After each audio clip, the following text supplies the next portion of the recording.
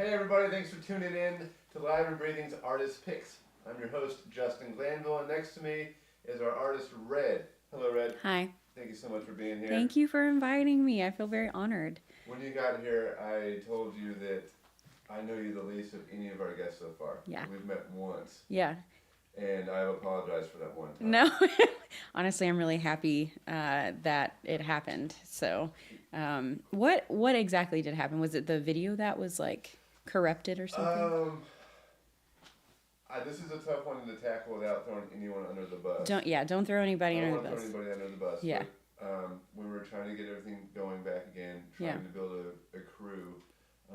One of the cameramen did not know how to, or I don't know what the deal is, but he did not back up the video. I'm so happy he didn't.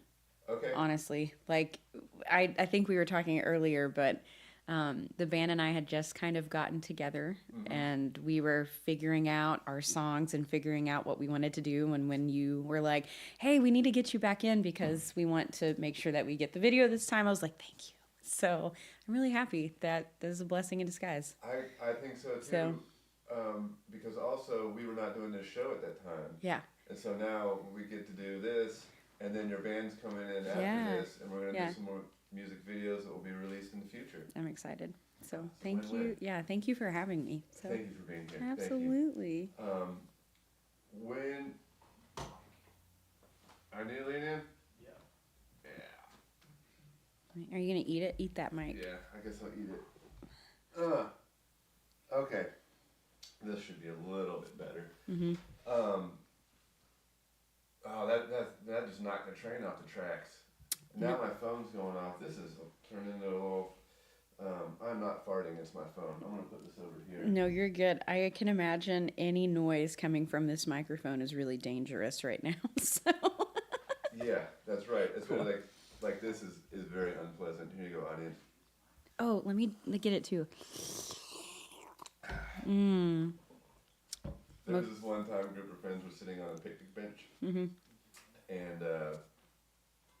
everybody goes to check their phone at the same time, and somebody started laughing, and they're like, "I just farted." And nope. Everybody thought that they had gotten a text. Yeah, that's awesome. I'm just going to blame it on my phone. I'm back on track now. I remember where I was going to go. So, when we were here for the video session that nobody will ever see, you guys were playing a little System of a Down. Yeah. Which is unlike the music that you play with your band. Yes. But I grew up loving that band, amongst many others. What are some of your inspirations? Well, I guess in the band, we all have different inspirations, right? The System of the Down was Katie Adams, my bassist. That was her idea. Oh, cool. She definitely, from my understanding, and maybe we'll talk to her later, but from my understanding, she definitely pulls a lot of her inspiration from really hard rock and metal. And so we're trying to honestly incorporate more of those kinds of covers into our set for longer sets. Awesome. So I grew up listening to that kind of music too. And my first experience in a band in high school, it was more on the metal side, and I had no idea what I was doing. And I'm like, I know bar chords, so this is going to be a lot of fun. But personally, I love Doc Watson, and I love his songwriting. Yeah. I feel like he has the best of both worlds, where he's just such an incredible guitar player, but he also has like just the ability to create scenery and storytelling in his songs that I'm like trying to achieve in my own songwriting. But I also love 60s and 70s tunes, like the folk rock stuff. Yeah. And so it's like Gavin Gregg, our mandolin player, he definitely comes from the bluegrass side, but he also finds a lot of inspiration in rap and hip hop as well. And Colleen, right? It's great. Colleen DeLelio, our cellist, she also does her own stuff. Stranger May. She finds a lot of like inspiration in R&B and in jazz and things like that. And Katie's the metalhead, and I feel like I'm just kind of like the standard run of the mill folk listener for the most part. but our playlists are pretty wild when we go on tour. It's just like a little bit of everything. Okay. So. You're bringing some things back to my memory of being on the road in a van with a bunch of dear friends, and the playlist and who gets to pick the music is always, you're in a band. It's a really big deal. Yeah. But when I would bounce from one band to another van, it was such an interesting, it's just going into a completely different world. There was one band, Langhorne, this is not musical, but Howard Stern. That was kind of his favorite thing to listen to. That's awesome. So it was like bouncing between Howard Stern and then... Langhorne Slim? Yeah. Yeah, that's awesome. And then all kinds of old funk, and from funk to country. Like, traveling around, I have found that there's something in every single genre that just like grabs me and moves me. Yeah, we got to a point on one of our little tour stints out when we were going into Colorado. We listened to I think one of Dr. Wooten's books that he had put out. I can't remember the name of it, but it was I can't remember the name of it. But we listened to the audiobook of that because I think we exhausted every genre in the world when we were just kind of driving like 20 hours out. So yeah. Definitely feel that. So I think let's go from there into our first video. Okay.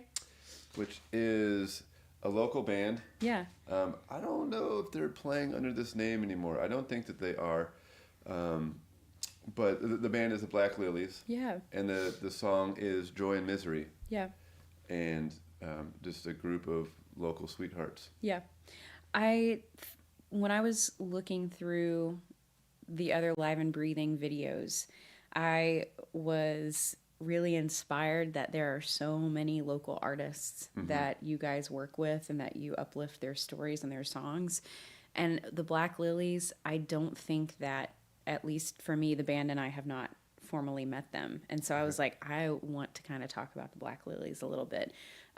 Just because like I think we're buddies on Instagram, but other than that, it's like you can't go see, your friends play music because typically you're playing music on the same nights that they're playing music. Yeah. So that's something that kind of breaks my heart a little bit, but it's really cool to see the local scene like popping over here. So it's really awesome. We do have an amazing local scene. Yeah. I love it. Yeah. Well, let's hop into the video. So this is Black Lilies, Joy and Misery. Yeah.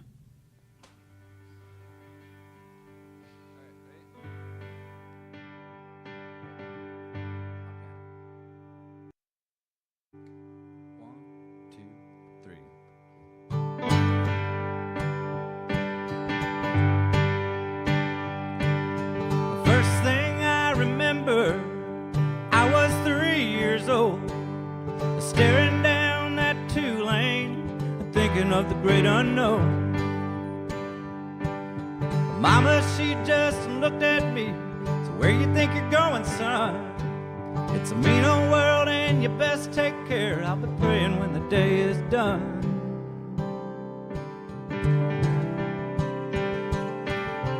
Pretty little girl in the bleachers, smiling back at me. Her words fell flat with the baseball bat. Now that girl kisses me, and all my dreams are frightening, shaking in my flesh. And tears they roll like thunder, falling and they won't come back. I stood by you, you stood by me. There is darkness, there is light, joy and misery.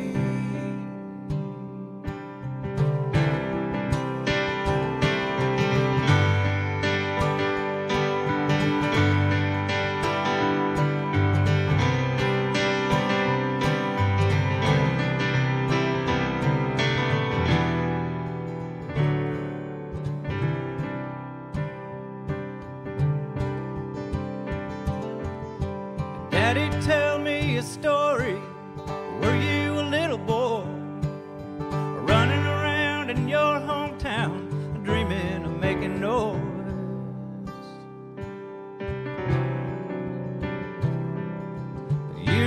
rush like water, cracks on a broken road. All my friends are shadows, the only ones on the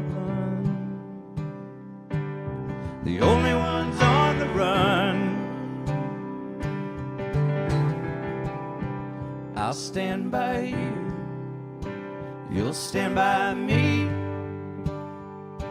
There's darkness, there's light, joy and misery.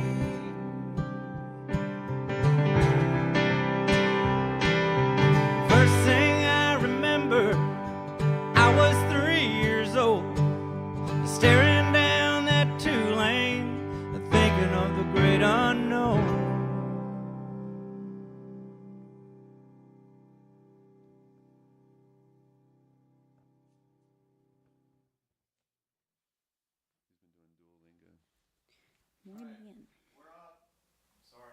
All right, here we are live again. So local band, awesome talent across the board.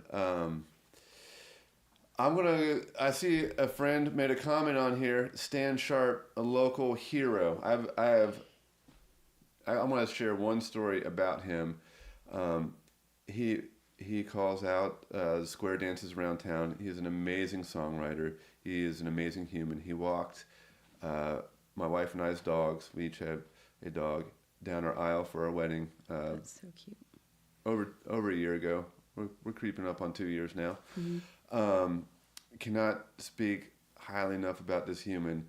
And in my mind, everybody knows him. And I have another friend who lives in Atlanta, and he would come up and we'd go out, in our single days in our 20s and whatnot, bouncing from bar to bar. And his pickup line to girls was, "Hey, do you know Stan?"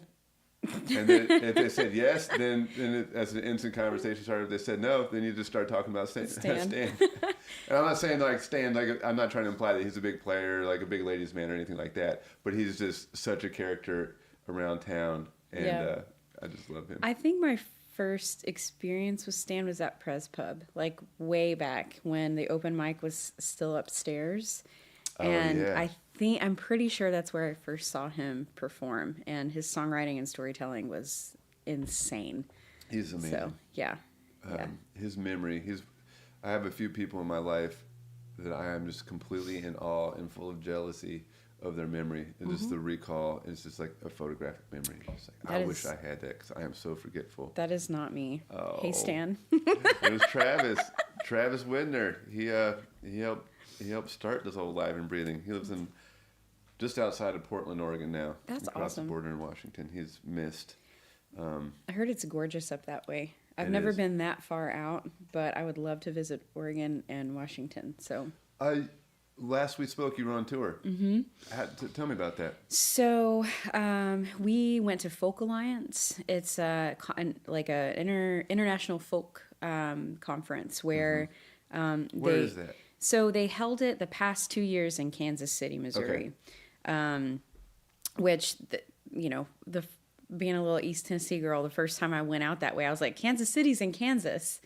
No, we were on the Missouri side. So that was a weird shocker. That's the first time I'd ever seen a windmill too. And, I'm showing my non-traveling. But, now that we've made that run out there a couple of times, I can't not write songs or poems about windmills because they are so terrifying looking, and they just kind of come up over the small little hills.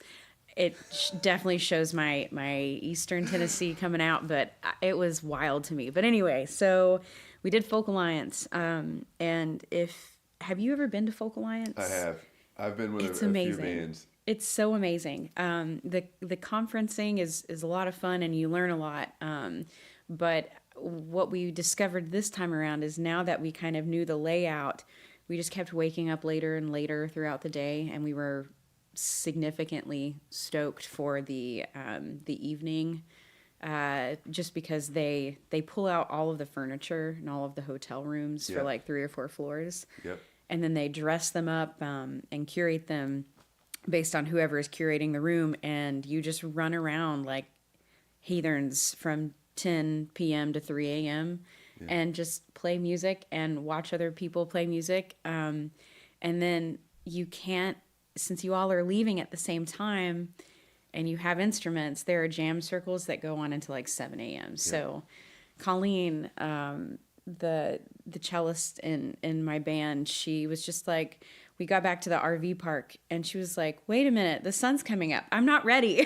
So it's just like every morning. So we started tour with no sleep and all of the jitters and all of the excitement. And so we played a couple shows in Kansas, and then we went to Colorado and then Arkansas, came back through Kansas, played a couple more, and then we went home. So it was so much fun. Yeah. We didn't get tired of each other, really. And I was expecting it to happen. It will happen at some point. Yeah. But it's a great sign that it's not constantly happening. Yeah. And it was for 3 weeks. And that was the longest we had been out. And we switched, we switched our booking agent. And we are so happy with who we're working with now. Marissa's just a rock star. And it's just like at a certain point, just with everything going on, at least in my life, like it's hard to like buckle down and find the time to do that. Mm-hmm. So we're slowly starting to build a team of helpful people because number one, we don't know what we're doing. Yeah. Number two, we need help with our calendar. And I just want to go everywhere and play music all the time. So, yeah. You have a lot going on. Yeah. You just became, about a year ago, the owner of a music store. Yep, I did. Would you like to talk about that? Sure.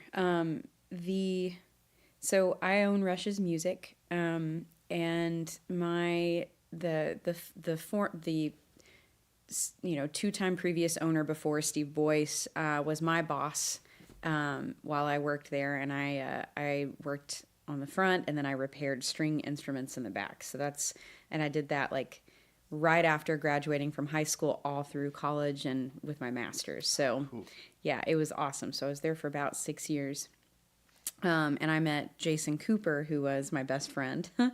And he kind of, taught me the lay of the land with music because I had always dabbled in music and I'd played guitar off and on since I was probably about like 11 or 12. But I never took it seriously until, honestly, like maybe 3 years ago. But I met Jason. He ended up becoming the owner of Rush's. And he's just he's a great human, and he really cared a lot about, supporting students and the band community and local artists. And I think Jason was kind of trying to transition Rush's into more of a hub for all kinds of artists. But he was shot and killed last February. And it's on, he turned 46 February 21st, and then he was shot and killed on the 22nd. So I'm so sorry. He was just young. Like, the older you get, you hear like, oh, your 30s is where it's at, but no, it's really where your 40s are at. And so it kind of broke my heart a little bit just because I feel like he had just started living. He was like, I don't know. He was just a good person, and he cared a lot about the community. So he was a little estranged from family, and so we were best buds for a really long time. Like, he had seen me go through, hardships with school or breakups, and I had seen him go through those things too, and we shared a lot together. And when I bought a house, he was like, I'm coming over and redoing all of your lighting. And I'm like, okay, great. I don't want to shock myself, so thank you. So there are little pieces and reminders everywhere of him. And so I didn't know that I was in his will like that. I didn't know. I knew I'd get his dog if something happened because, we just grew up. I feel like I kind of came into adulthood knowing him as my best friend. And so it was really hard when that happened. And my friend and now my business manager, Kristen Colbert, she called me and she was like, I cannot get a hold of Coop, and a detective answered his phone. And so I didn't know what to make of that. And so I drove to the police station because I couldn't figure out, what was happening. I called him like 20 times, and I just had a full-blown panic mental breakdown in the parking lot of the police station. Like, I couldn't even get into the building, and my hands went numb, my face was like numb, and so we've got, I don't think I can really talk about like trial details, but it's happening in August, and it's just rocked my world in every capacity. I was working, I was a high school English teacher at Ellen STEM Academy for a number of years. My students, like, they were the ones that pushed me to, they didn't really push me. They like submitted video of me to American Idol, and then that's how I did that. And so, making top 40 with that, and then like, I don't have a Disney princess voice, so I don't know. I wasn't like, I didn't know that I could even do this. And so I feel like 2021 was when I quit teaching. 2022 is when I like really started doing music full time. And I worked for this guy named Adam Ivy. He is a phenomenal instructor. I was his curriculum developer and one of his coaches. And he worked with musicians on how to grow themselves on social media, and just like a super selfless guy. And like, he made like musicians his primary target to make sure that they wouldn't be taken advantage of.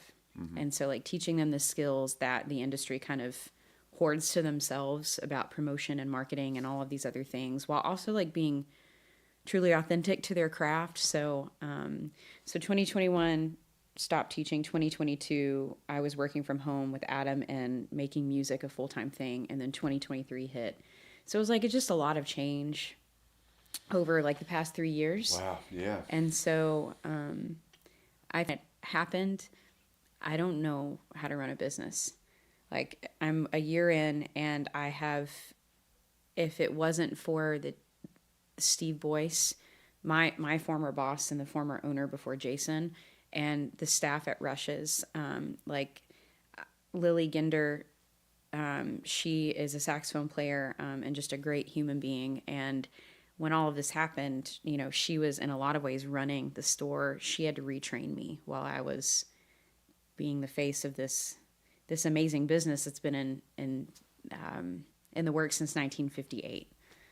I didn't realize it was that old. Yeah. Wow. So Bob Rush originally owned it, and it's always kind of been, there for band directors and band students. And I want to, continue that tradition, and I make sure that kids have access to instruments. And with that, there's come a lot of pitfalls, and I've made a lot of mistakes, and I've failed a lot, and I'm angry and I'm sad, but I'm getting less sad, I think. And I'm a little nervous for August, because I feel like when we go through the trial process, it's just going to reopen some old wounds.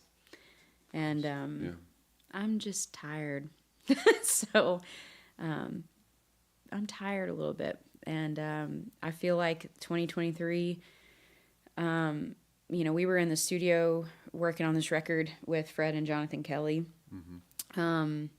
And everything got put on the back burner. And it's like, my creative outlet was turned into like going to therapy a lot and trying to figure out, is this a good thing for the community, for me to be in this position? Am I helping or hurting? And I think in the long run, I'm helping, because my fear and Steve's fear and Kristen's fear was that, if somebody else got it, they would sell it off to a larger corporation, or somebody would come in and just remove like the homey feeling of it. And the band directors in the Knoxville and greater community have like absolutely just done nothing but help transform my understanding of the store, and have been just such a huge help. Like Chuck Brock is one that comes to mind. And I think it was really hard on the community too, because everybody knew Coop, and he had worked at Rush's for about 20 years. So the students knew him, band directors knew him. And yeah, there are still days where I'm like, he's going to jump out of the bushes and be like, haha, just kidding. I just wanted to see if you could do it. And, you know, but when all of it went down, Katie, my bassist, and Gavin, mandolin player, they quit their jobs and they came to help me. So Katie works over at the West Store, and Gavin is an instrument repair technician. He works on woodwinds, and he's an apprentice with Nathan Durbin, our woodwind repair tech. But I'm a little scared to write more music about it because I have to go back, I think, whenever I think about it, to that dark place. Yeah. And I lost myself a little bit, and I'm trying to get it back, I think. So it was a lot. It is. I can't comprehend, or it is a lot. It is an enormous amount. Yeah. So how about we take a break and go into a music video? Let's do it. Okay. This next video is Daniel Kimbrough. Which, by the way, I worked with Corey Kimbrough, his brother, at Rush's. So who is also a record-holding fisherman. Yes. Daniel is not. His brother is. Yeah. But yeah, so this next video is Daniel Kimbrough swimming in Oklahoma.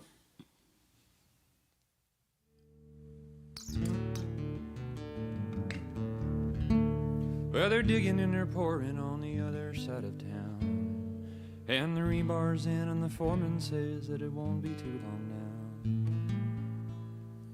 They're putting in a diving board no less than 10 feet high.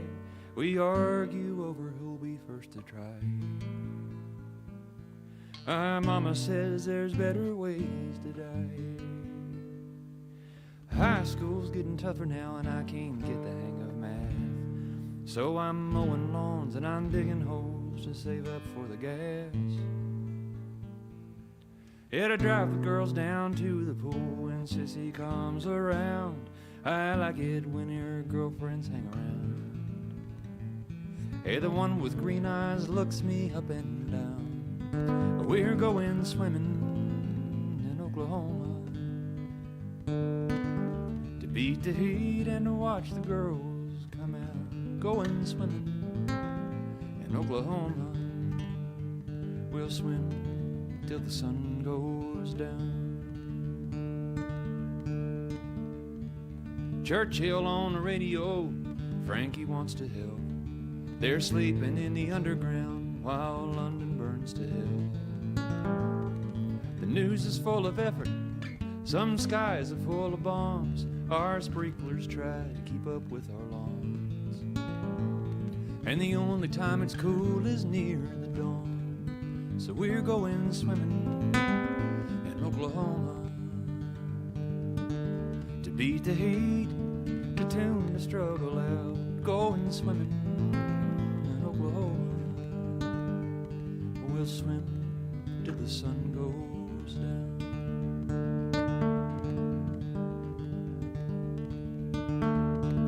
Plans change so quickly when you open up your mail, and it says you're in the Navy now, and to Pearl you're gonna sail on the good ship Oklahoma. Hey mom, that ain't half bad. Of all the boats to be on, I'm so glad. I'll ride home once a week to you and Dad. One early Sunday morning, and the sun is shining bright. Dress whites fill the church pews, brass buckles catch the light. In aeroplanes with circles red and angry swoop and glide. A harbor is no place to try and hide. Torpedo slamming into our port side. We're going swimming in Oklahoma. Capsizing and the lights, they're going out. Going swimming in Oklahoma. We'll swim when we're upside down.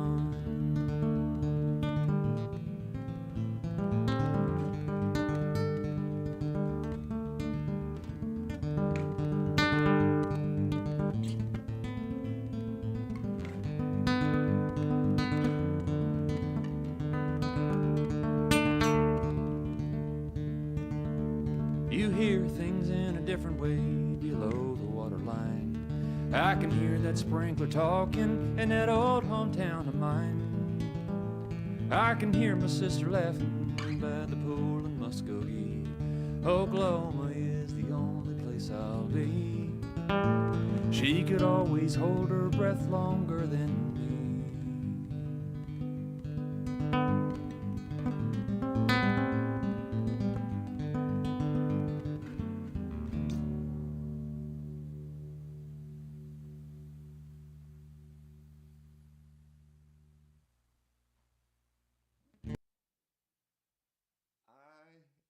Go on and have on many episodes on how much respect and how much I love Daniel Kimbrough.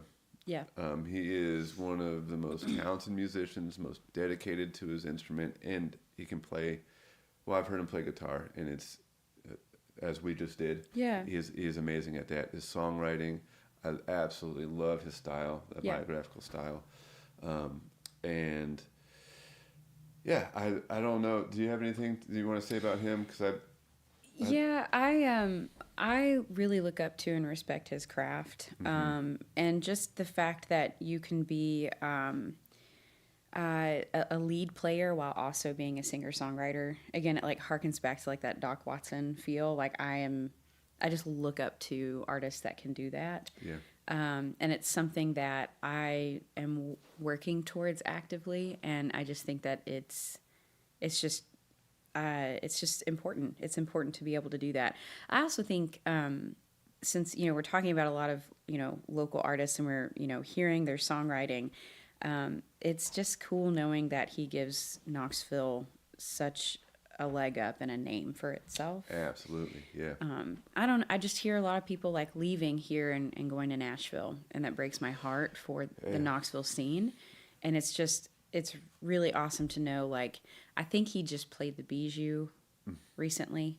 And it's cool to know that, like, you have artists that are coming back and, like, bringing it up in the area. So I don't think that I've told the story about him, but it's kind of funny in that let's talk to him. It's like, I think I asked him about a date because he's also an incredible audio engineer. Yeah.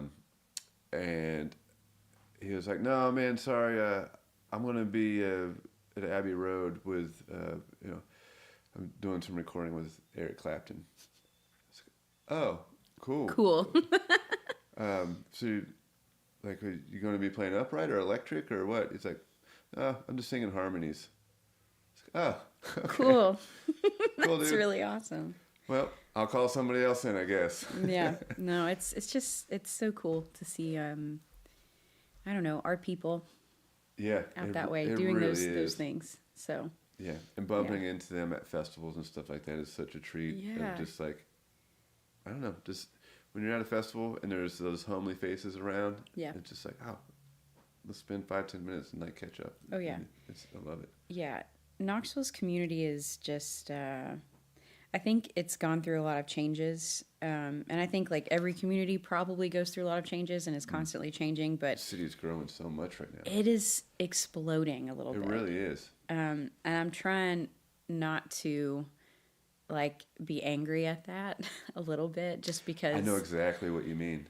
I'm like, I don't know, just in a joking manner, but it's like, oh, these Californians or these Yankees, but it's just like, that's not even real. Like, those people that, that come down and experience, the Appalachian culture are better for it, and they get to experience, the hills and the foothills of the mountains. And it's just, it feels great being able to share that with other people. So yeah. When you said Appalachia, you reminded me of our other live stream, the Appalachian String In, which is old time music, last Tuesday of every month. If you're into that kind of thing, please check it out. You can also stream it on YouTube when it's not live. But if you want to see them all and all of our exclusive material that we've had that is not on YouTube, go to the Patreon, sign up for our Patreon, donate whatever you can. Your donations are what's keeping this open and keeping us doing all of these videos, and we cannot do it without your support on Patreon.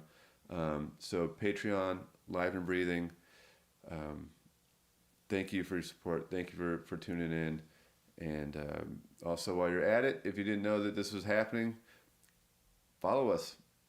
Click that little notification. Click the like. You have no idea how much that helps. And you also have no idea how much I dislike saying this. Because I watch a lot of things on YouTube, and I get tired of the click notification, click like, click all that. And I'm probably saying it wrong, but now I'm on the other end of it, and I understand how important it is to help keeping this studio up and running and having all artists, not just local artists. Yeah. And so again, thank you for your time. Yeah. Thank you everybody for tuning in. If you don't mind, I want to hop back into what we were talking about kind of before. But you had mentioned that you guys had an album, and then this tragic event happened, and your life completely changed like that. Yeah. And you're still have to now you're on the road and you're performing those songs, and you are a completely different person. Yep. How does that when it comes to those songs, like, can you relate to them anymore? Are you like have they changed? What are your feelings towards that? Yeah, I feel like those songs were they were more innocent. Like we've got a song called Mountain Man, for example, that I kind of wrote for the first time ever from the perspective of a man. And I felt like I was able to, I felt like I had a really, really great experience working with local male singer-songwriters in the area, because, you hear sometimes from other ladies that it's like, it can be hostile or it can be uncomfortable.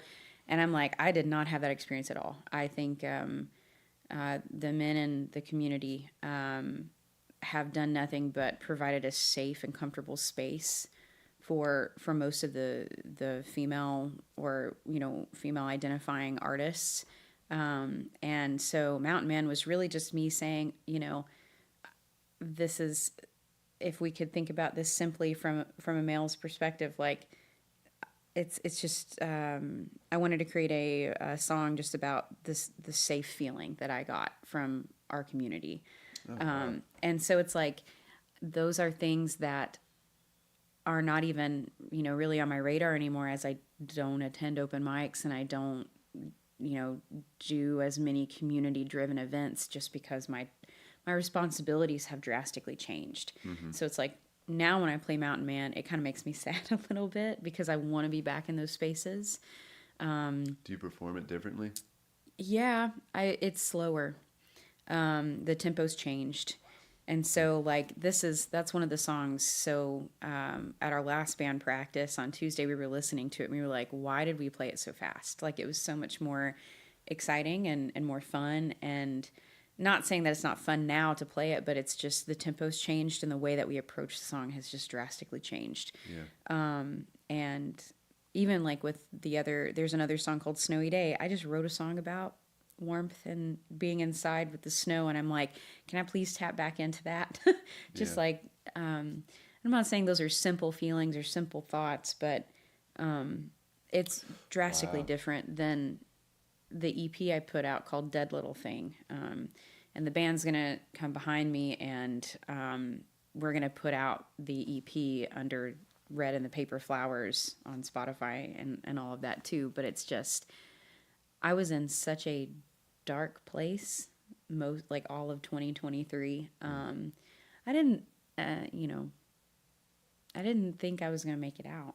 So having Katie, Colleen, and Gavin there, they were my rock, and they also were really, really good at calling me out on my shit when I needed to be called out, when I was just wallowing in grief. And they're like, you have got to figure something out and let us help you figure it out, because you are not going down a good path. Yeah. So the songs reflect that. And songs like Pearl Street, I finished that song on the EP, after everything had happened.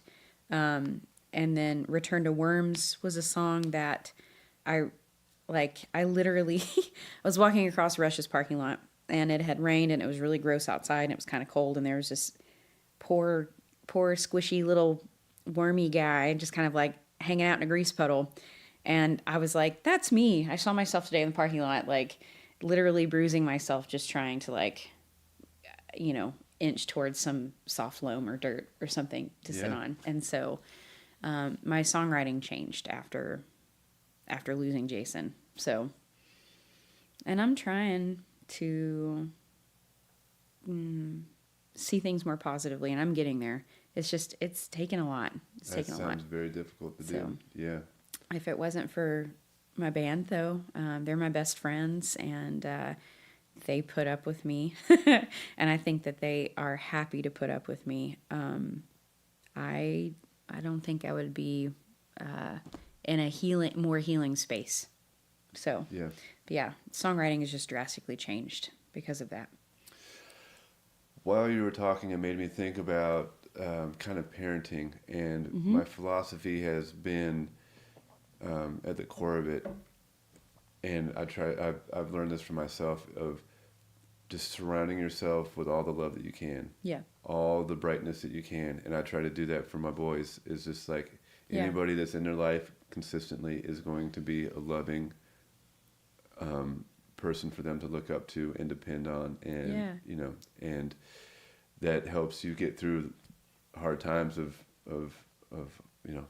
I'll say any scale, but we are really blessed to have people like that in our lives. Yeah.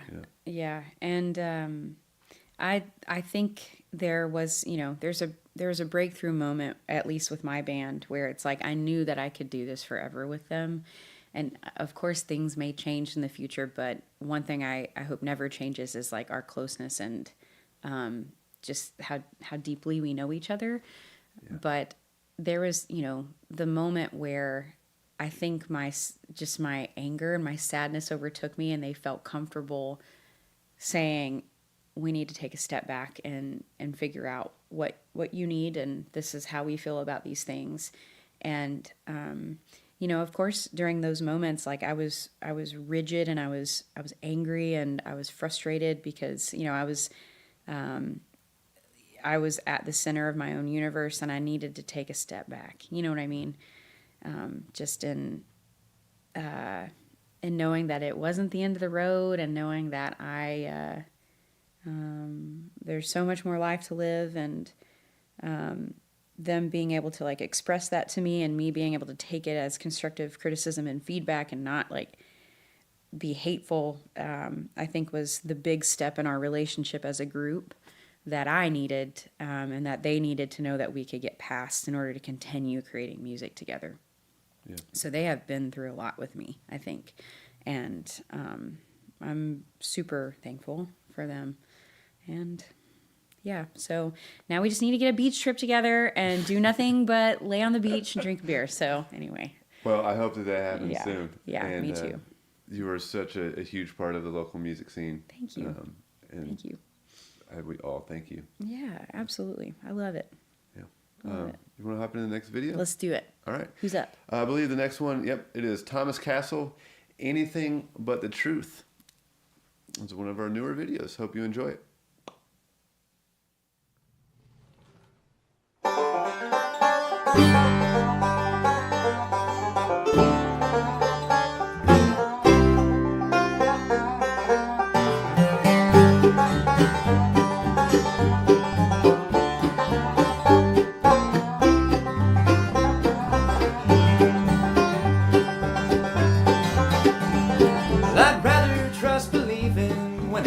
To loving you, I can take imagination if it don't come true. I'm finding out that reality might be my last mistake, and really knowing is the one thing I can't take.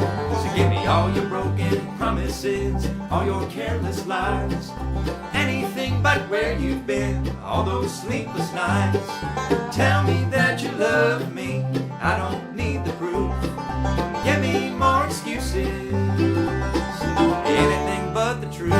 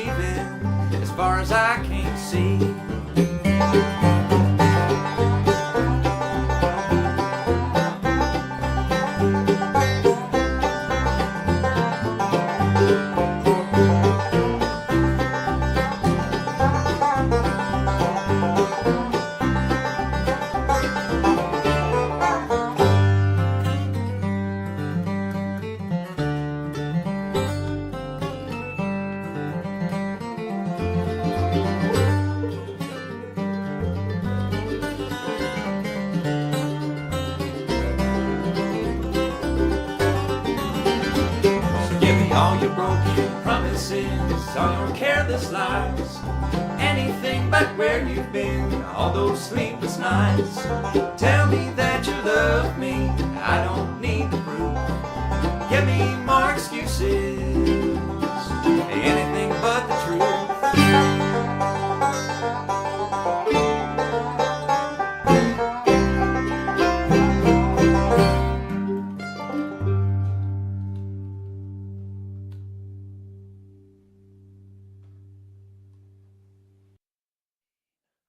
I know. Okay, let's have some fun. Okay, let's have I some mean, fun. we've been having fun. I've been having a lot of fun. Yeah, and it's been, I know we, talked about this earlier, but it is healing talking about, things like this from somebody that's kind of an outsider. So thanks for asking questions and Thank you for opening up. yeah, That 1000%. I mean, everybody in town had heard about those Yeah. events, and you hear things from people, and you don't really know what the truth is. Right. And I'm thankful for you being here and being open and honest about it. Yeah. Depression is real. Yeah. and it's life is hard. And life is hard, but it's easier to get through it when you have good humans around you, just like you were saying. So Yeah. anyway, fun things. What fun do you want to have? Let's do I it. want to have fun. You keep doing this thing, and I asked you about it before, What? and you gave me a little lesson. Oh, whistle. okay. Whistling. Can Yeah. I try first? Do it and first. then then you do it, right? Yeah. Okay. I'm probably not even gonna be able to whistle now.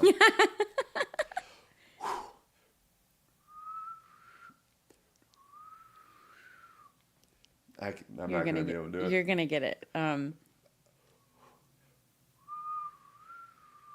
Because I can do this, Right. but what you do is totally different and super cool. It's so you just move your tongue from your bottom teeth up. So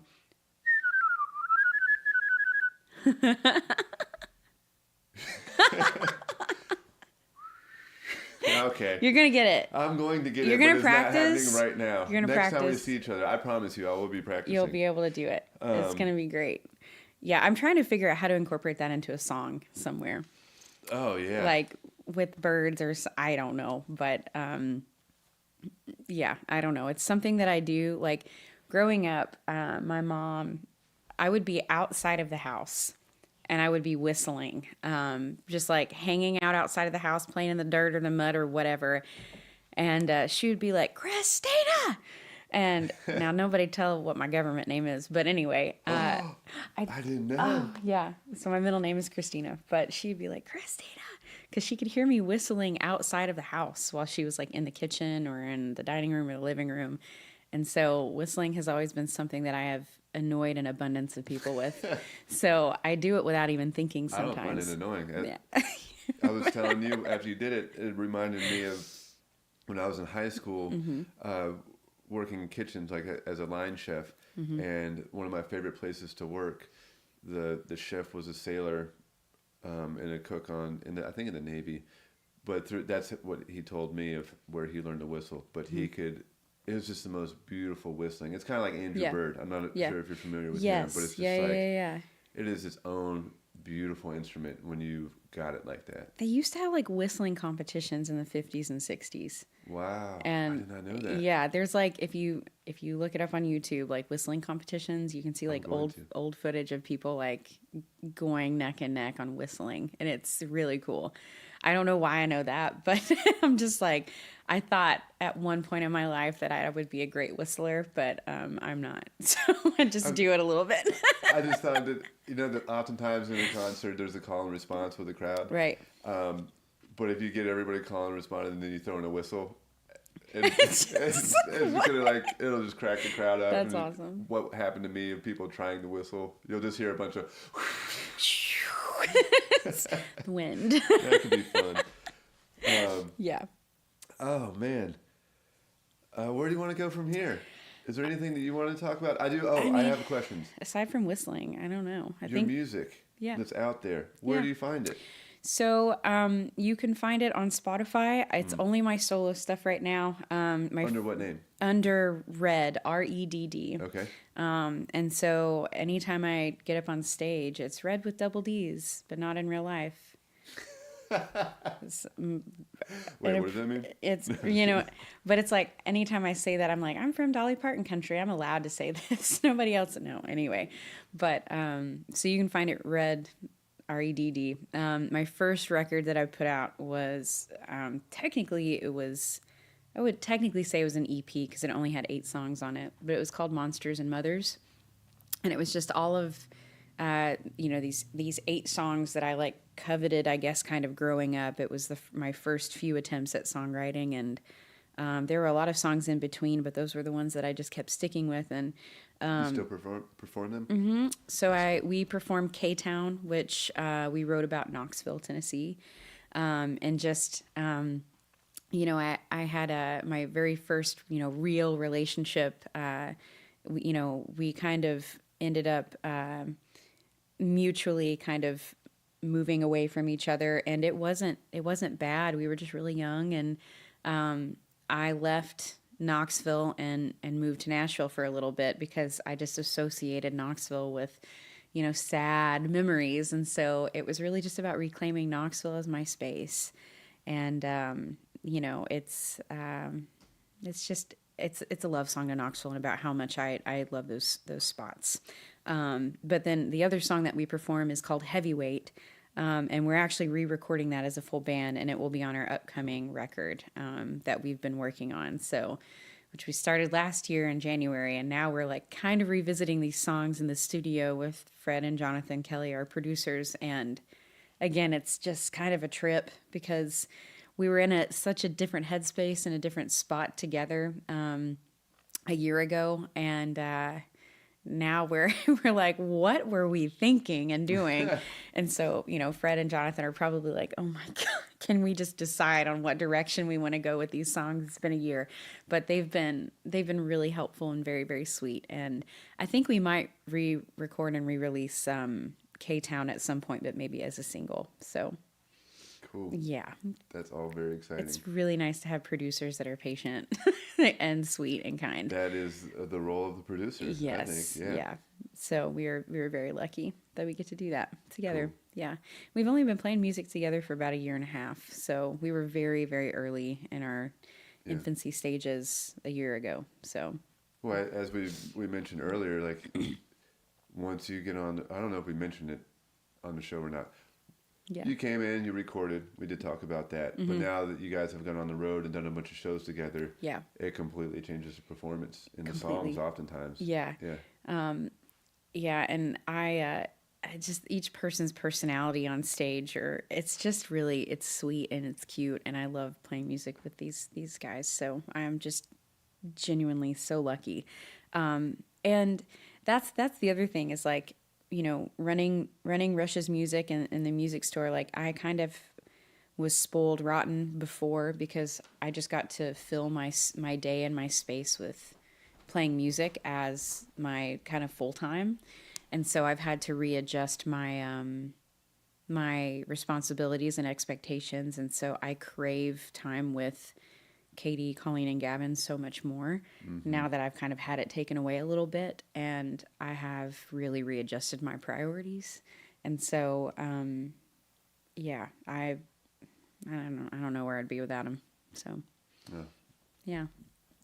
Can't live without the friends. No, you can't. No. They're chosen family. So.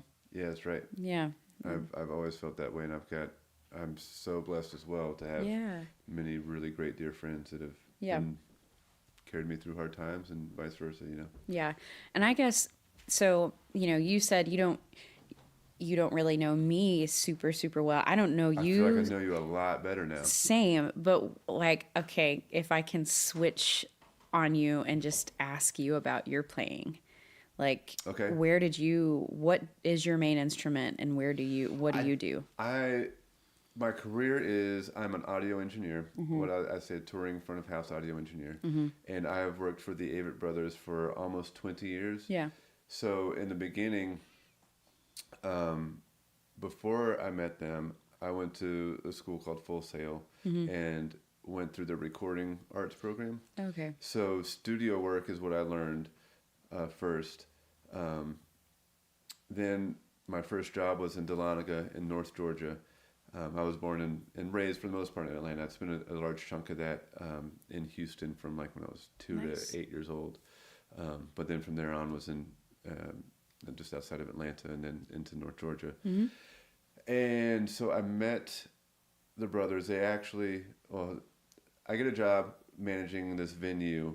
And when I say manager, I mean I was the only sound person. This really wealthy guy bought an old church and the office building, which was an old house next to it. And he was a visual artist. He liked to paint. And so he made it into a studio space. All the different rooms in his house office could be rented out for studio space. There was a gallery. There was an art store in it. And then in the church, there was a bunch of rooms. So there was like theater classes and daycare and that kind of thing. So I would clean up after everybody. I would mow the yard. I would do all that. And then I would also do sound for the concerts and whatnot because they had this brand new sound system in it. And so it was quite a while. It was about a year, I guess, before I did any recording after I got out of school. I met these sisters out of Atlanta at an Avett Brothers show. They came, played at, it was called the Buisan Art Center. I don't believe it has that name anymore. They blew me away. And at that show, I met Chloe and Leah Smith, who are Rising Appalachia. And recorded their album in a cabin that I was living in North Georgia, just outside Dahlonega. Recorded their album Scale Down with my roommate. And then after that, I didn't record for a very long time. Wow. I followed the brothers around on all my free weekends for about a year, gave them my card at every single show. And then at a New Year's show, I would help them out at all these shows, help them set up whatever I could. Carry their instruments in and whatnot. At the time, they were a 3-piece. And so they said, hey, we got this tour coming up. It's 40 shows in 43 days. We're opening up for this band, VR549. If you'd like to try it out, see if we all get along. And I was like, yes, let's do it. 40 shows. In 43 days. It was intense. And I absolutely loved it. And so at the end of the road, at the end of the tour, we pull up to their property, and they're like, hey, don't know about you, but we felt like everything went great. You were a huge help, did a great job, and if you want to keep doing this, we'd love to have you. And that's a conversation I'd been waiting for, you know? Yeah. Because I was in love with it and them and not everything to mention about it. Their music, I'm sure. Yeah. And at that time, I mean, there's still a lot of the elements, but we were all a lot younger, and it was very much more of a punk rock show. Like the smaller clubs, the energy. Like I had never experienced anything like that. And so I leave their house. I'm like, okay, cool. Yeah, I'd love to do that and try to like be calm. And I get my car like out of sight, and then I just like, it's just scary. I'm just like so excited. And then I go to pump gas and crank up the music, and I slam my door and drive away. Hear this bang and realize I never took the pump out of my car. Oh no! And so I'm like halfway in the road with the pump hanging, or the hose hanging out, and I just take it and I throw it at the gas station and then get in my car and drive off. And then from there, amazing. It was, we did, for those first few years with the Avetts, did, I think the most of 212 shows in a year. Good grief. And then I would go out on the road with Langhorne Slim in my off time with the Avetts, and this other band, Hoots and Hellmouth, and the Everybody Fields. We did a lot of shows together, and so that's how I got to know them. I told the story of how I came to Knoxville. That was 15 plus years ago, but it was through my still dearest friends from the Everybody Fields. Nice. One of them is sitting in that room over there. Another one moved to Nashville and did that thing, and the other one, Mr. Josh Oliver, lives up the road. Yep. So I'm still very close to these huge parts of my heart and these dear friends that have carried me through. To which I also had to give a huge thanks to Sam, who's in there, Nick Corrigan, who I met, and him and I are Live and Breathing. He is all the technical stuff and the big brain and the huge heart and the big brother, and he's smiling and shaking his head at me right now. And also a huge thanks to Mike Sutton here, who is on cameras. Yeah. And like I said, this doesn't happen. It takes everybody throwing in to make this happen. So. It takes a village. When I saw Nick, I was like, I know you. Yeah. Where do I know you from? He was like, well, you might know my brother Steve. And I was like, Scuba. And he was like, yeah. Yes. It's just the eyes. It's just like, I'm sorry, I have to say it on camera too. It's like the prettiest blue eyes I've ever seen in my life. I get lost in them all the time. Me, right? I would too. So, but I have a really important question about this 43-day tour. How stinky was it? Were you all stinky? I don't recall anything about no it. stinkiness. Okay. I recall stinky vans. I recall stinky times. Not directly on that topic, but the biggest thing that I learned from them that changed me as far as touring goes, because you don't always have a hotel room. Right. Oftentimes you stay at people's houses and whatnot, and sometimes it's a terrible place to stay. Sometimes it's a great place to stay. But you always leave the place cleaner than where you found it. Then you're welcome back the next time. And those kind of relationships really, it makes you able to like break up drives sometimes. It's like, I know we don't have a show in town, but we really need a place to stay. We're going from A to B. Oh yeah. That kind of thing. So that's a really good life lesson, period, band or not. Leave everywhere you go cleaner than you found it. We invested in an RV. So that's awesome. Yeah. So my car's name is Bertha because she's a big girl, right? And we were trying to figure out a name for the RV, and Gavin was like, Gertha.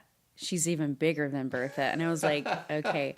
So we call her Gertie for short. I love it. So this is Katie, our bassist. She is the one that books all of like the KOAs and all of the RV parks and things like that. And she is the one that runs our full like travel itinerary. And so she described it like, you're going to have to ask her about it, but it's like herding cats. She's like, nobody wakes up on time. None of you all can get ready on time. So everything I do is like 45 minutes earlier, and you don't know the wiser because it's like 9 a.m. when we need to like. Another name for that is tour manager. Yeah, she's very much our tour manager. Yeah. And that's another thing is like, this is my dream. Like this is what I've wanted to share space with other people that are just as batshit crazy as I am, and it's like it works out so well because Katie does all of the tour managing and the itinerary things. Colleen is just such an artist, and so she organizes our merch. She makes jewelry based off of our songs, so she like creates earrings and necklaces and bracelets that represent each one of our songs, and she can explain them in detail. And Gavin basically organizes the money, and I lost the keys to one of our lock boxes.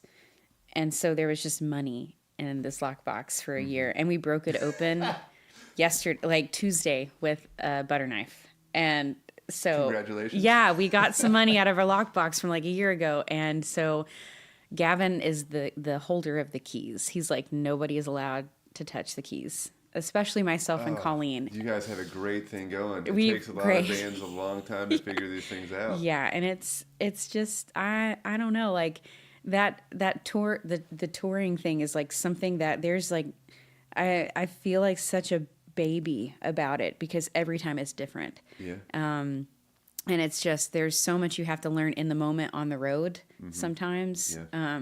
Like when we were in Colorado, the awning on Gertie just like opened up on the highway in Kansas. Huh. It was wild. And then pieces of it were just like flying off. So we had to like pull over on the side of the road and figure out how to attach the awning again. And so Katie, Colleen, and I are all 5'2", and Gavin's like the only one that can reach anything. And we were like, if this was a girls' trip like we had taken once before, because Gavin was moving into his house, we wouldn't have been able to. Gavin. Right, Gavin? No, we wouldn't have been able to reach anything to repair it on the road. And so I feel, that's great. Yeah, so. It's just the dynamics are really good, and it's really odd too because usually there's like a singular female performing artist with a bunch of dudes, but now it's like Gavin with a bunch of girls. Yeah. And so he often gets the question like, how is it being on tour with a bunch of girls? And just like, I guess it's fine. I don't know. You're going to have to ask him, but he gets that question a lot. So I feel like we got to do another one of these with the whole band. The whole band, or just Gavin. He would hate that. He's a little quiet guy, but no, our whole dynamic is just a lot of fun. So that's awesome. Yeah. You reminded me of, and this is a fact, I have never met a tour manager that the phrase or the saying "herding cats" was not accurate. It was just like they just know that phrase, they live the phrase, and they use the phrase all the time. Yeah. You know, it's just like that, and they're babysitters. Yeah. I think we all learned important things about ourselves. Like, don't talk to me before I've had my coffee. Yep. I can't. I'm just a witchy, wild woman in the morning, and I'm like, I can't do this. And yeah, that's okay. We all kind of are. Poor Katie. Katie did a great job. So I just can't. That's awesome. I want to call myself out on that note of, it wasn't until I was in a band when I realized like I get hangry. And yeah. I don't even know if this is really translated or not, but I would, like, if I got snippy with somebody, I would say, sorry, I just got a bad text. And that was kind of the joke, like, oh, Justin got a bad text. Justin must have got a bad text. Yeah, we all definitely experienced the hangry moments. But Colleen also did a great job of feeding us. So, like, we cooked in the RV as much as possible. That's awesome. Yeah, and she, like, meal planned for us. And just the level of organization this time around was so much better than the last time. And it's going to be even better for this next tour that we've got coming up, which is, like, up to New England, I guess. We're going to go up to New York and Rhode Island and then come back down. Is that 9 shows? I think 7? 9. I think 9. Okay. It might be 9. There are a couple That's where awesome. we've got like a coffee shop date and then a bar listening room in the evening. And so there are a couple where it's like there are 2 days or 2 shows in a day. I love it. I think I love it. I love being on the road. Yeah. And we are not super stinky, but there were moments where we looked in Daugherty and we were like, we need to clean this up. So Oh, yeah. yeah. So. Oh, man. I could go on. I miss those days of the van. Mm-hmm. We went from a van to an RV briefly as we took on more employees, and Yeah. now we have a bunch of buses, which is, That's awesome. you know, you get older in life, and I don't know that I could go back to a van. Actually, I know that I couldn't for a long tour, but I cherish those days, and it's just, it shapes you. Yeah, it's it's one of those things that I'm working through with guilt right now. Just like that reshaping and knowing where touring is coming from. When Jason died and he left Rush's, there was life insurance money that was left over, and so it's because of him that we have a tour RV. And so, anytime something goes really well, we go, thanks, Coop, and, think about Jason. And sometimes when things go bad, we're like, thanks, Coop. Just kind of like the running little sweet joke that we have going on. But that's something else that, like, it's kind of mired in everything that I do, is like getting over the guilt of knowing that he left me a better life. He gave that to me. He gave me sustainability while being on the road, and sustainability in music and my musical career. So I didn't have that before. And so, when he passed, that was something that I kind of recognized and realized, as I have a little bit of income that I can put back into the music. And so the upcoming record will be dedicated to him, and then the EP that I just released was dedicated to Jason, because it wouldn't have happened without him doing that. Yeah. So, You're turning a tragedy into inspiration for yourself and the whole community, and it's amazing. Yeah, it is amazing. So, very, very humbled, but that guilt lives every day, and I'm trying to learn how to get past it. So, Oh, do we want to do a music video? Yeah. Okay. We were supposed to talk about fun things, and then I turned that not fun. I'm still having fun.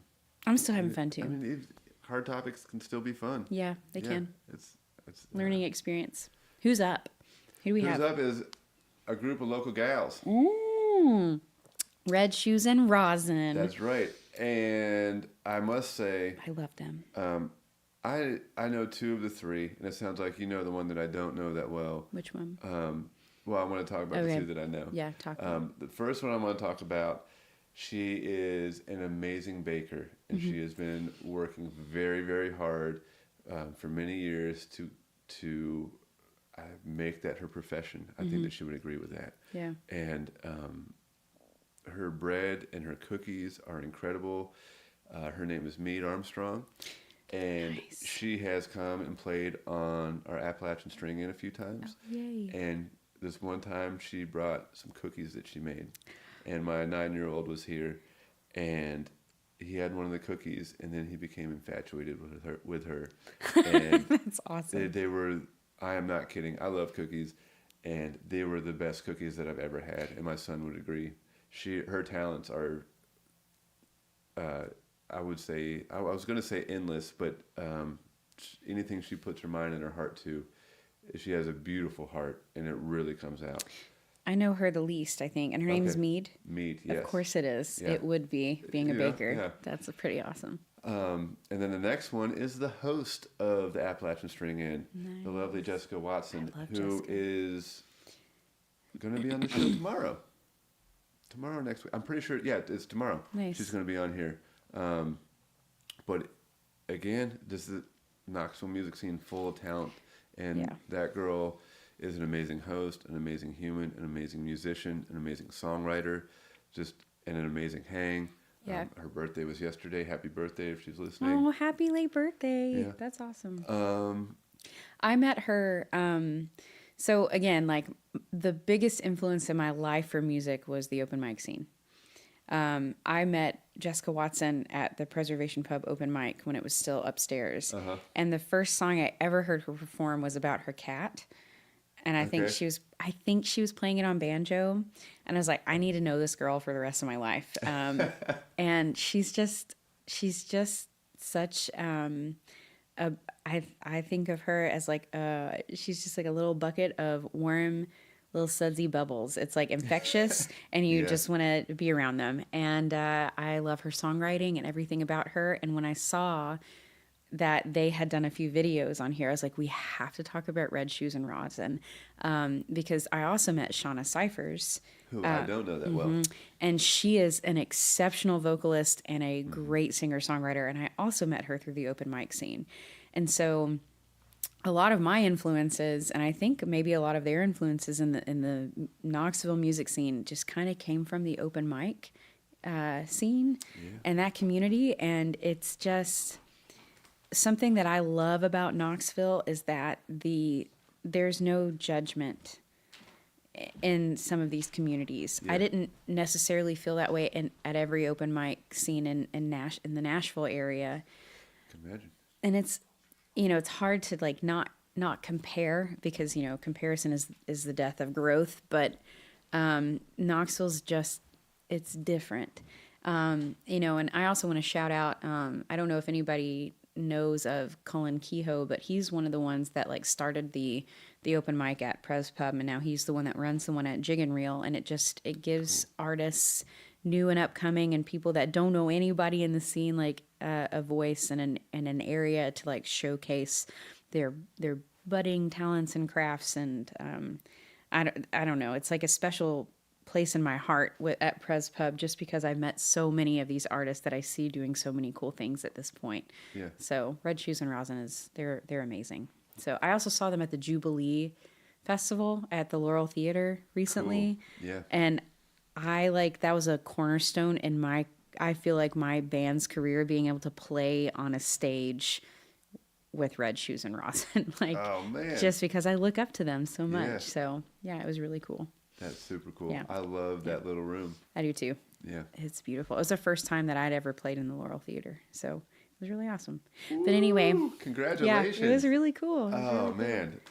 Okay, well, without further ado, which song is this? Oh, On the Road Too Long. Will you introduce it? On the road too long, right? Yeah, just say like, look in the camera, say this is Red Shoes and Rosin on the road too long, or Yeah, however you want to say it. Yeah, welcome to Live and Breathing. This is Red Shoes and Rosin on the road too long. Hope you enjoy. Yay!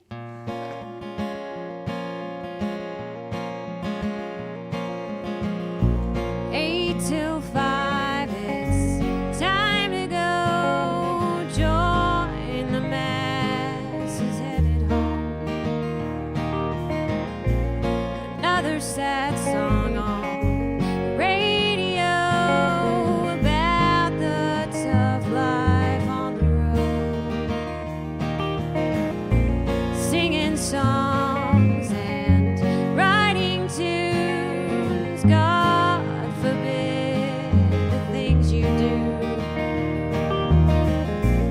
Wishes coping, fate turned loose, holding hands with dreams come true. I've broken every dish. Welcome home, welcome home. This record always skips. Welcome home, welcome home. This is not a song about being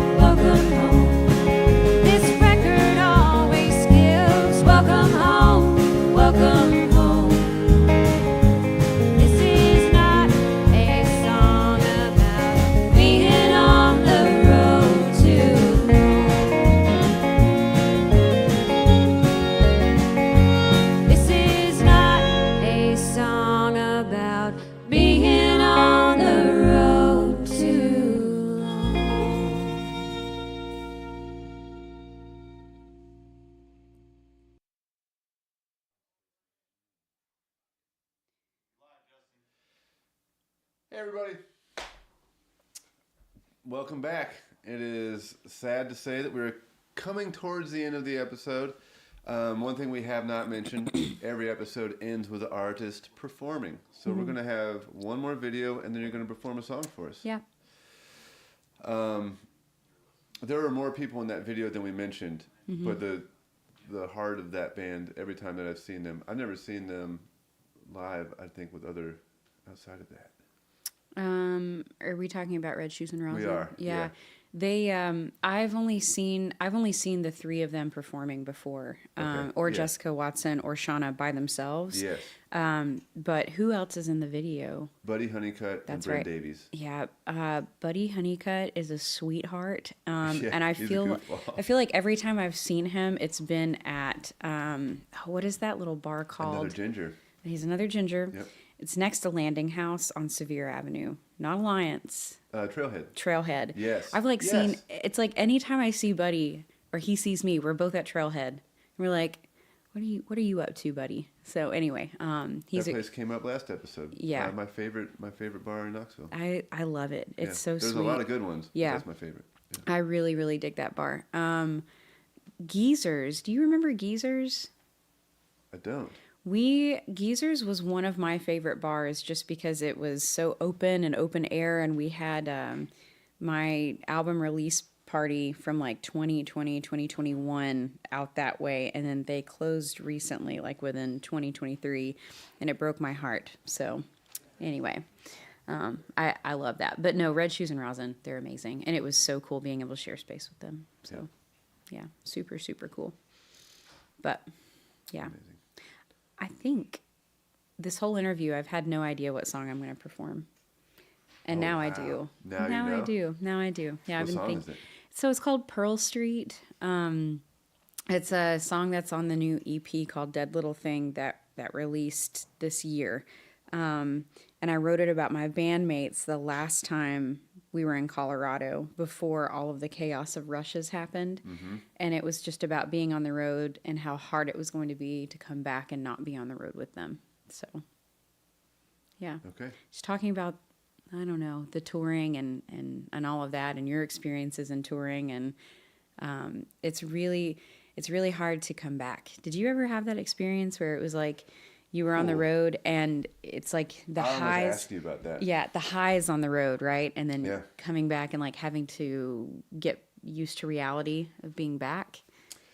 Man, that is a real thing. It is. Especially when you have a family. Yeah. Because you come home and you got to decompress, and there's an adjustment. But when you come home and you have a family, you can't do that, and that can be a difficult thing. But before that, I definitely remember coming home and just, it's nice to get that quick breath. Mm-hmm. But then instantly, it's like, man, I gotta get back out. I gotta get back out there. And then for winter breaks and whatnot, it's just I haven't been on the road right now in a while. Mm-hmm. I am very blessed in my job. I love my career. Mm-hmm. I love we're a family. Mm-hmm.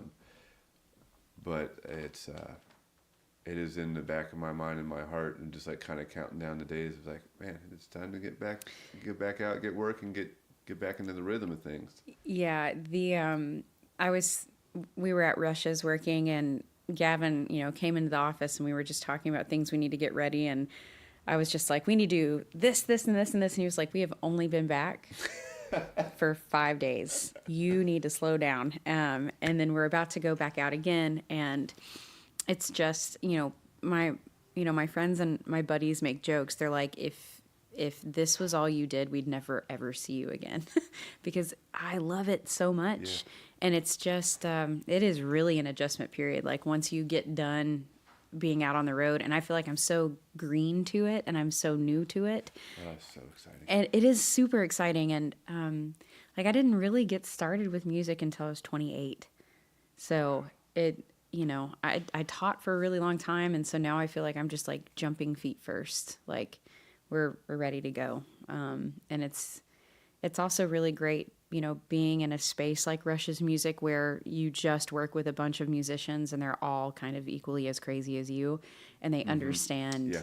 and it's not craziness. It's a drive. It's that passion. They're all as passionate, and they're all as driven, and we're all okay with being stinky on the road. Like, I keep making that joke, but like, really, you have to be okay with, like, not showering exactly every day. And I feel like I'm just really excited to like put a lot of effort into that and just be there for the music. So you had asked about stinky van or stinky people. Yes. And I don't know if I answered that as honestly as I could have.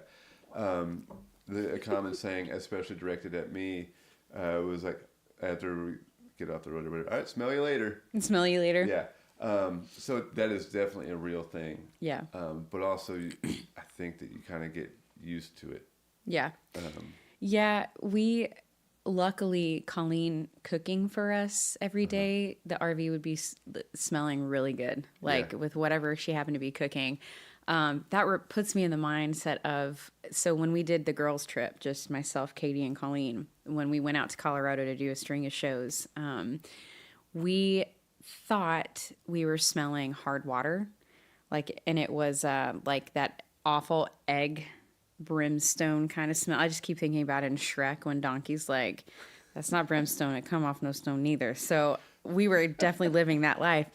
Come to find out, it was battery acid overflowing in the back cabin from so we were like inhaling battery acid for like a week. Jeez. And the guys that were looking at it, they were like, oh yeah, it's just hard water, just spray it with vinegar. So we were spraying the area where the batteries were with vinegar and water, making it even worse. Yeah. So we were extra stinky that week and probably not well. Like it was, so we're learning how to manage our RV and all of the things that come along with it. And it's the learning curve's super steep, but we're doing it. So I remember the first time I had to put air in the tires, and I'm like, everything is broken. And Colleen was like, everything's not broken. This is how you read a tire gauge. Everything's going to be okay. And I'm like, okay, cool. This is great. So little life lessons. Yeah, little life lessons all along the way. And Gertie is better for us. So anyway, yeah. Gertie. I just love that. That's great. Yeah. Well, we have somebody else. Troy, I can't see that far. Troy Nove, 1965. Thank you so much for tuning in and having a comment. I really need glasses. I can't read it either. I really thank you for your comment. Even if you're insulting us, I can't see it. Mighty fine, mighty fine. Is that what it says? Yeah, at the end. Yeah. Okay. I can't see either. I need to get my prescription checked. I need a prescription. Yeah, probably. Probably. Do you want to go into the last video? That kind of marks the end. Yeah. We're going to come back and we're going to perform a song. That sounds great. Are you ready? Yeah. Okay. Thank you for having me. Thank you for being here. Absolutely. This is so much fun. This last band is a band I had not heard of before they came in and performed in this space, and I'm so glad that they did. They are incredibly sweet people. It was an absolute joy to be around them. They were kind of in and out, and I hope that they come back. And, I think I'll leave it at that and say that the band's name is Arkansas, and the song is Cold Iron, and I hope that you enjoy it.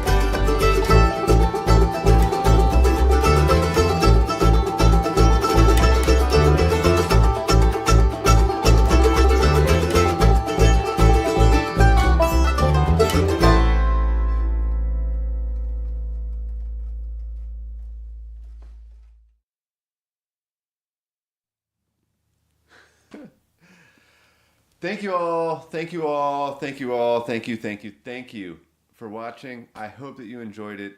I guess if you didn't, you wouldn't be here now hearing me say thank you so many times. Huge thanks to anybody who tuned in and shared it with a friend who thought they might enjoy it. Huge thanks to anybody who went to our Patreon page and made a donation and is checking out some exclusive material that's on there. Huge, huge, huge thanks to Red, the artist, for this episode. She is now going to play us out. She's going to perform a song called Pearl Street. I hope you all enjoy it. Thanks again. Here she goes. Thanks, Justin.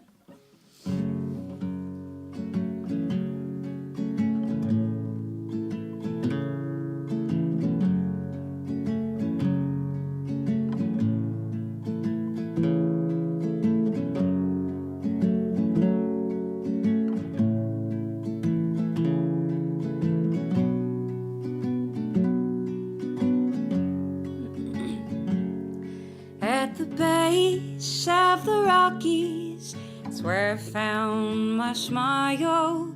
Profoundly lonely, an homage to Pearl. Drinking too much, staying up late. Let the sounds permeate. My feet at the seat, I pull in close. Pretend with my eyes closed, you're part of me. Faded coffee cups, leftover food. Can't go home, not now.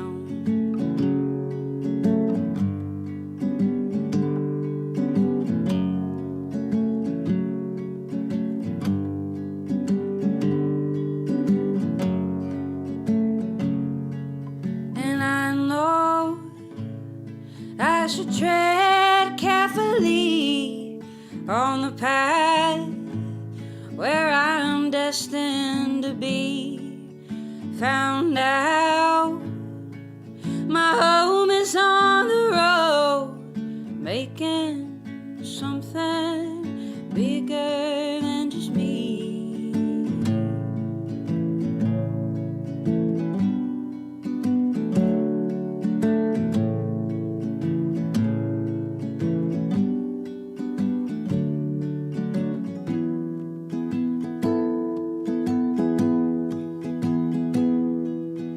Fear and desertion, never been higher from feeling ways that ought not to feel. It's put in poetry to not be discovered, sitting with my thoughts driving back.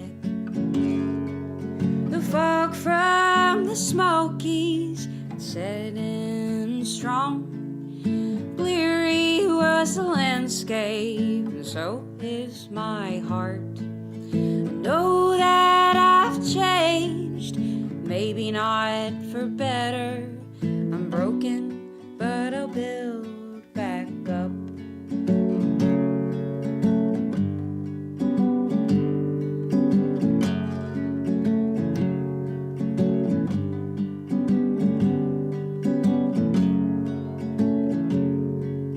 And I know I should tread carefully on the path where I'm destined to be. Found out my home is on the road, making something bigger than just me.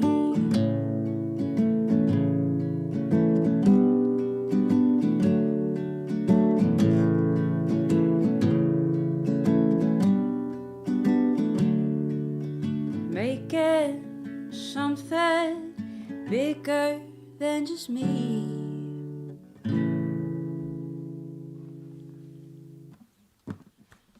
Thanks for having me. You know, every artist that we've had, they have known what song that they were going to play at the end. Yeah. And I forgot which song or which video was playing, but you're like, I know what song I'm going to play. And that was the perfect song, I think, for everything that happened. Yeah. Thank you so much. Thank you for having me. Thank you. See y'all next time. We have one tomorrow. Jessica Watson. Woo. Click on like, notifications, turn that on. Join their Patreon. Join the Patreon. Till next time, thank you so much. Thank you. Have a wonderful, wonderful day.